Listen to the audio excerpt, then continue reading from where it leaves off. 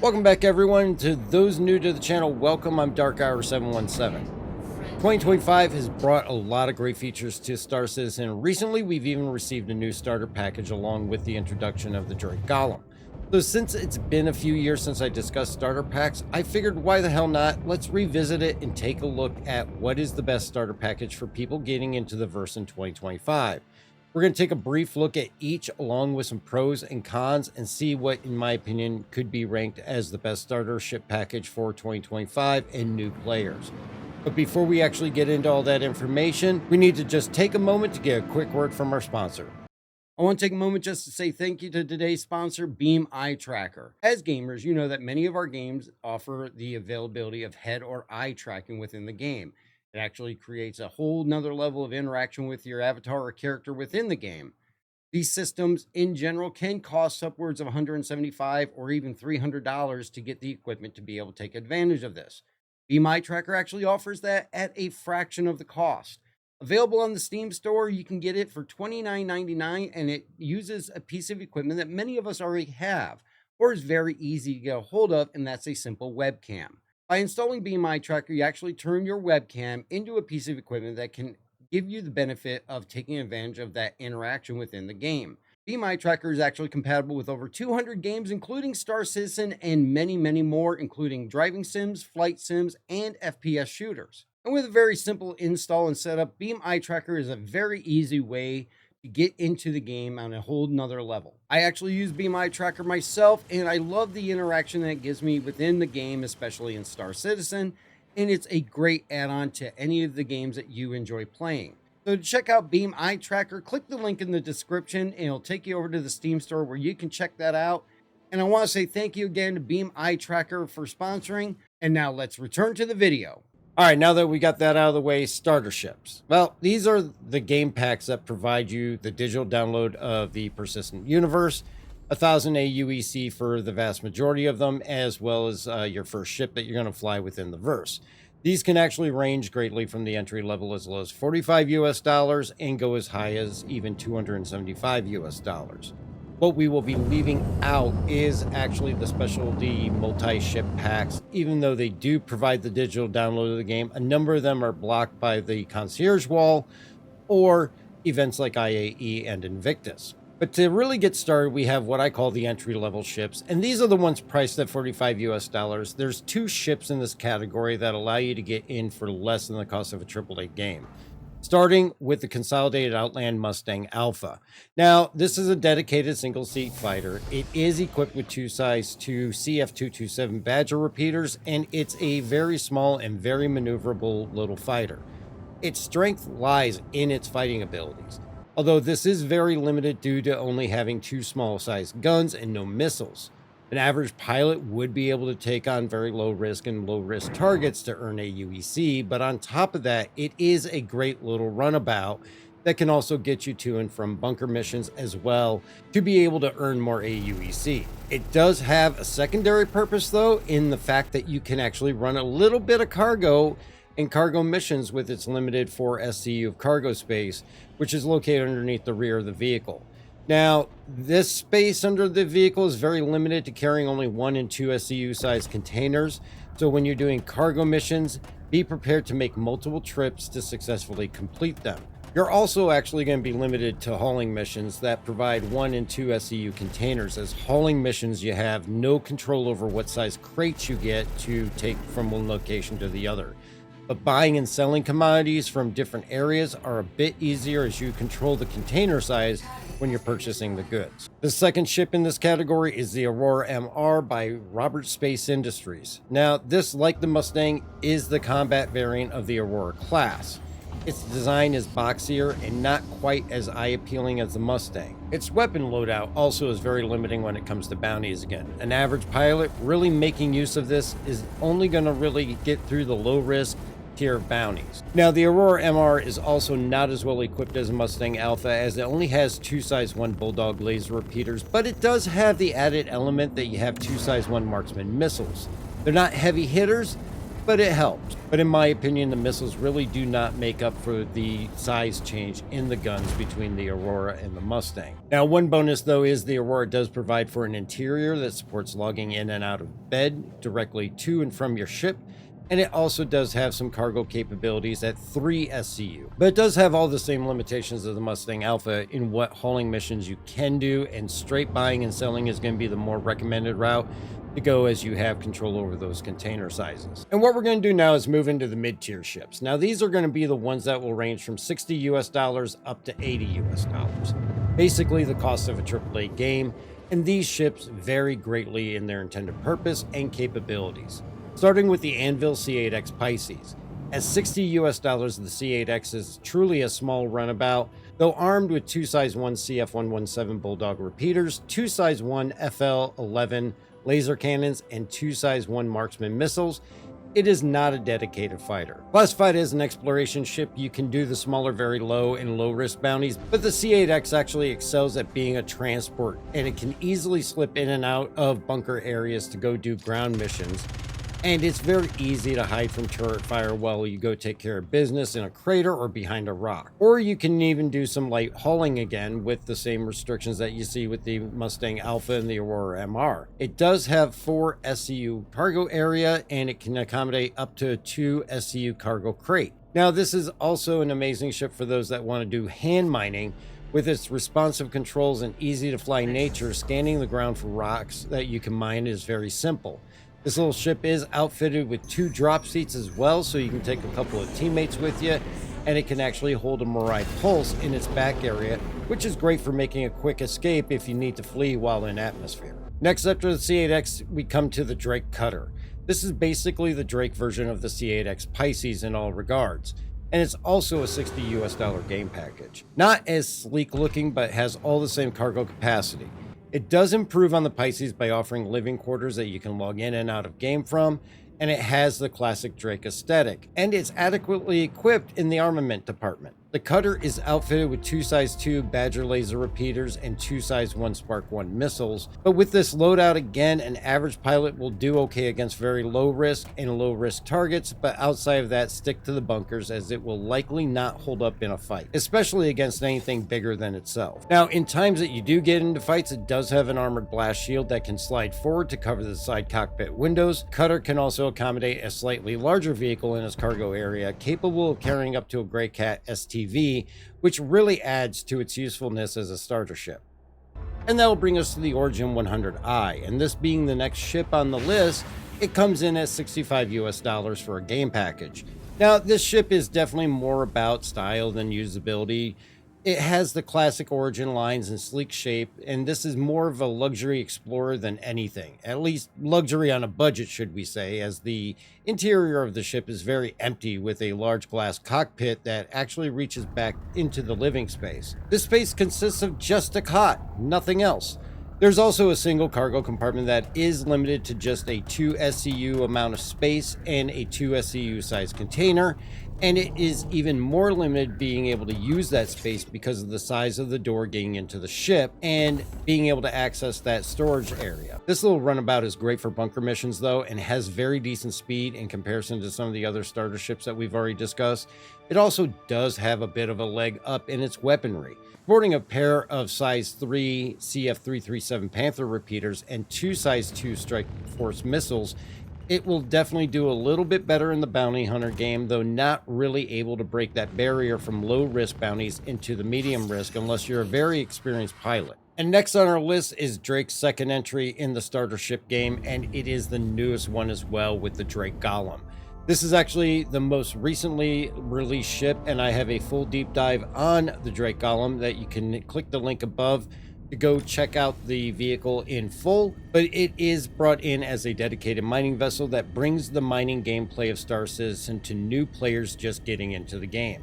Currently, it is on special for a starter package at $67.50, and that's only because it's newly released. Now, this game package will normally be $75 once that special is over. This is one ship that is truly a one-trick pony though, but keep in mind that that trick that it does extremely well. And that is mining. Outfitted with just 2 size 1 Bulldog repeaters and 2 size 1 Spark 1 missiles, The Golem is not going to be going out looking for a fight, and its only instinct should be to run as fast as possible away from any fight it finds. That aside, its mining capabilities are superb and open up AUEC earning at a great level for starter ships. The Air and Halo being one of the best places to put this thing to the test, with the ability to sell raw ore to make AUEC or refine it for larger profits. You're gonna make AUEC either way, especially with its 32 SCU of material storage, which is equal to the more expensive and larger size MISC Prospector. And as an added bonus, if you get really frustrated looking for rocks and scanning the ground, you can always use the mining laser to take out a herd of quasi-grazers and steal their eggs. Next on the list is the Aegis Avenger Titan. The Titan has been hailed in the past as one of the best starter packs. You can grab this one at $75 US for a starter package, and it's actually categorized as a transporter or courier ship. Though honestly, I would not say that that's where its strength is. The fact that this ship is very versatile, I think, is what makes it so strong.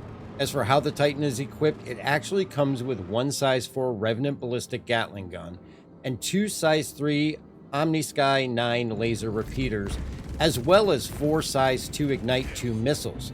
So even when the Gatling gun runs out of bullets, you still have 2 decent sized laser repeaters to continue any fight. And this weapon loadout is what really makes it a common fighter among starter ships and not so much a transporter or courier.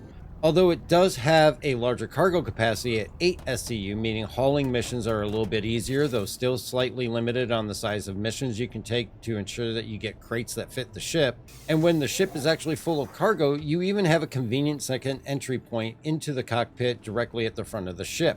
It also has the ability to carry a Mirai Pulse hoverbike in its cargo area comfortably, as well as has a living quarters for ease of logging in and out. The Avenger Titan also flies extremely well. It's very maneuverable, and though not the fastest, it definitely holds its own when facing an opponent. The final ship in the mid-tier category is going to be the Crusader Intrepid. This is one of the newer ones, and this ship comes in at $80 US. It is modeled after the Crusader Ares Starfighter, and with its large single-size 4 CF447 Rhino laser repeater, it packs some heat along with 2 size 1 Marksman 1 missiles. The Intrepid has the looks of a strong fighter and sharp lines of the Ares, but does lack some of the versatility of the similar-sized Avenger Titan. And that's because it has a more difficult time with cargo. Even though it does have the same 8 SCU capacity, this is actually split between 2 elevators at the rear of the ship that only support 4 SCU on each side. Though many have been able to get a pulse loaded onto the cargo elevators, it can be difficult at times, and I have had instances of damage or exploding due to its bouncing around on the lift, and so you gotta kind of do this at your own caution. It does have the convenient interior living space though, that is always a bonus, and the ship itself does handle well in a fight, and with the laser repeaters, unlike the Avenger, this large gun, you do not have to worry about bullets running out. This then brings us to the upper tier of starter ships. Now, keep in mind the tiers are based on price and not the ship size. In the upper tier, we will look at ships over $80 US, which make it more than the cost of a AAA game. And the first ship we're going to be taking a look at in this group is the Gaddock Sulyen. The Sulyen is the only alien ship in a starter pack, and for the most part, it's a runabout, or technically a cargo ship, similar to the C8X Pisces. The Sulyen, though, lacks a lot of versatility that you find in other ships like the C8X or the Avenger Titan and even the Drake Cutter. With no capability to load and carry even the smallest of ground vehicles, it is useful for mainly cargo, and that itself, it's even more limited than any other ship. The reason for that is that you can only fit single SCU sized boxes in its outer cargo clamps. That means hauling missions are ruled out from being done, and only straight buying and selling can really be accomplished. I've tried myself to get 2 SCU crates to actually fit into the clamps, but unfortunately it will only take 1 SCU size boxes. It is, though, outfitted with 3 size 3 CF337 Panther repeaters and 12 size 2 Ignite 2 missiles, making it usable in bounties through the medium risk level. As a bunker runabout, though, some caution must be used as its height landed can make it a target for turrets in hostile areas. And that's because of its most unique feature, and that's its flight mechanics. It has a vertical takeoff and then transfers over to a horizontal flight mode once you actually bring the landing gear in. After the Gaddock Sulyen, we have the Anvil Arrow. Now, this is a very popular ship for the PvP community, and this comes in at $90 US.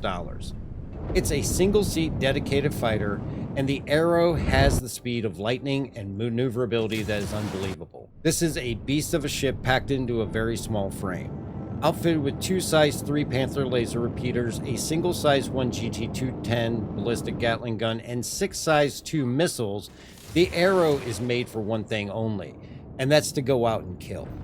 Relying on its speed and maneuverability to take down larger ships, it is one of the best at doing this, and only matched by the Aegis Gladius, which does not have availability as a starter pack. Lacking any type of cargo capacity or interior to the ship, it is one that will lock you into bounties, bunkers, and other seek and destroy type missions. And if being a fighter pilot was your main desire for getting into the verse, this is the ship that's going to give you that feeling. On the opposite side of the spectrum from the Anvil Arrow, we have the consolidated Outland Nomad. At $95 US, this game pack takes you from playing Top Gun to playing Space Truck Simulator. The Nomad really is built off alien hover technology and is really the equivalent of the Ford Ranger in the Star Citizen universe. It's got a large cargo capacity of 24 SCU, and if space trucking is your desire, this is the ship for you. It also sports a tractor beam that can assist with loading and unloading your cargo from the bed that can be operated from the pilot's seat. The ship also has an interior for those longer hauls to get up and stretch your legs. It also is extremely useful in the fact that the truck bed can hold a Gray Cat rock if you want to check out ground mining. You can also fit a couple of Atlas Geos back there, and the bed is even large enough to fit vehicles up to the size of a Cyclone. Now, even though the Nomad is not outfitted for being a fighter, it is equipped with 3 size 3 Panther repeaters and 8 size 2 Strike Force 2 missiles. It's enough to defend yourself against an aggressor, but with the Nomad, I'd be more prone to use it as defensively as possible to get out of the area. And it's not necessarily a ship I'm going to go looking for a fight. It really just doesn't have the maneuverability or the speed to actually compete with dedicated fighter. And what we see next is Drake's final entry in the starter ship world, and that's the Drake Cutlass Black. At $125 US, this ship is a favorite amongst the pirate groups throughout Star Citizen. And as a manufacturer, Drake has gained the reputation that they will sell to anybody that has the money to buy a ship. Now, many factions and gangs within the game have built themselves around Drake ships. The Cutlass, though, has earned itself a place as one of the most versatile ships there is as far as starter packs, as well as ships in general at its size. This is definitely proof in the fact of the number of variants that it has. Classified as a multi-role vessel, it really does excel at being that, bearing 2 size 3 GT220 Mantis ballistic Gatling guns, 2 CF337 Panther laser repeaters, 8 size 3 Arrestor 3 missiles, and 8 size 2 Tempest 2 missiles. It can tear up some bounties for sure, and even more so when being multi-crewed and a teammate is in the manned turret that is equipped with 2 additional size 3 CF337 Panther laser repeaters. It is a very formidable ship that has the speed and maneuverability also to earn AUEC through the bounty and mercenary loot. Also, when not killing, the ship can haul up to 46 SC of cargo and has a remote tractor beam that can assist in loading. With dual side entry doors, a main rear ramp, it also can carry any vehicle up to and including all models of the Cyclone. It really does have a tough as nails nature and is very useful for any situation that you find yourself getting into. The Drake Cutlass Black is then followed up through a Star Citizen classic, and that's the MISC Freelancer.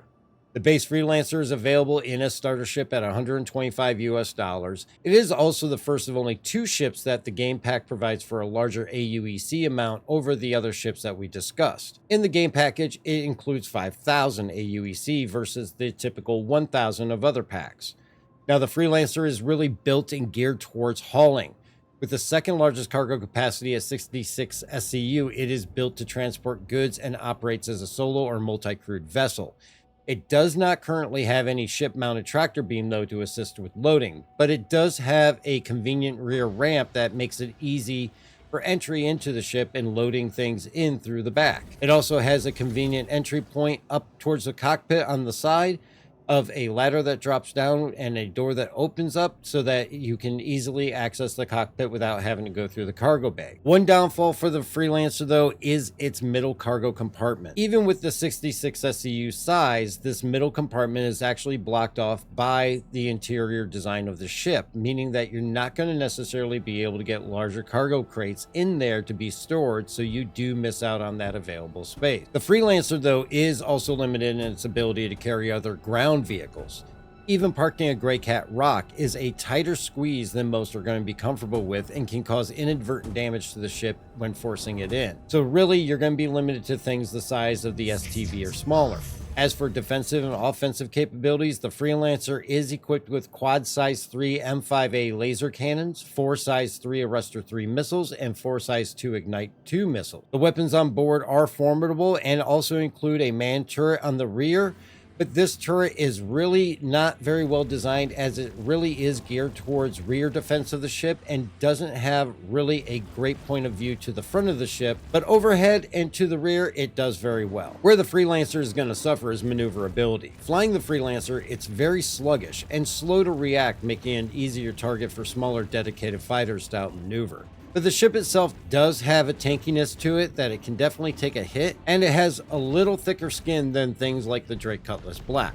And that brings us to the final ship on this list, and I was really questioning whether I wanted to include it on here or not, and that's the RSI Constellation Andromeda. This starter pack actually comes in at $275 US and is the most expensive on the list.